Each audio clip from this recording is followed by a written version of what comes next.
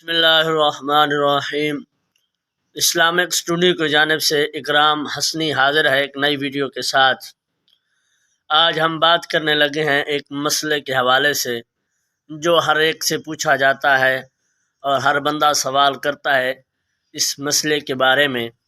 کہ عورتوں کا میلاد منانا کیسا ہے، عورتیں میلاد منا سکتی ہیں کہ نہیں منا سکتی، اور ان کا سپیکر میں یہ نعت خوانی کرنا، تقریر کرنا کیسا ہے۔ اس سے پہلے کہ بات شروع کریں، ہمارے چینل کو جنہوں نے سبسکرائب نہیں کیا سبسکرائب کر لیں اور بیل آئکن ضرور پریس کر دیں تاکہ ہماری ہر آنے والی ویڈیو آپ کو اسی طرح ملتی رہے، اور ویڈیو اچھی لگے تو لائک ضرور کیجیے۔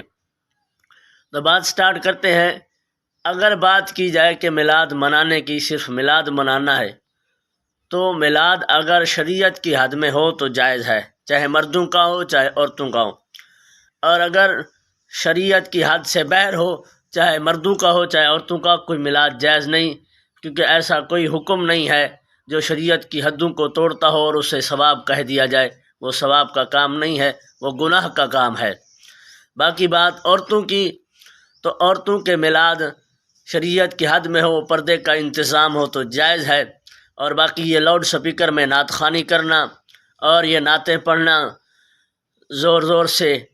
وہ عورت جو بلند آواز سے اذان نہیں دے سکتی، وہ عورت جو اپنے گھر میں بلند آواز سے بول نہیں سکتی، وہ عورت جو اپنے گھر میں بلند آواز سے قرآن نہیں پڑھ سکتی، وہ عورت لاؤڈ سپیکر میں نعت کہاں پڑھ سکتی ہے؟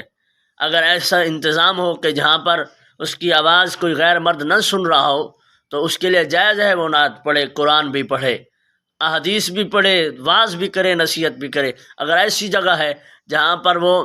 قرآن پڑھے، نعت پڑھے اور اس کی آواز غیر مرد سن رہے ہوں، اس کی آواز دور دور تک جا رہی ہو، تو اس کے لیے نعت پڑھنا جائز نہیں ہے، بلکہ وہ حرام کا ارتکاب کر رہی ہے، وہ گناہ کر رہی ہے۔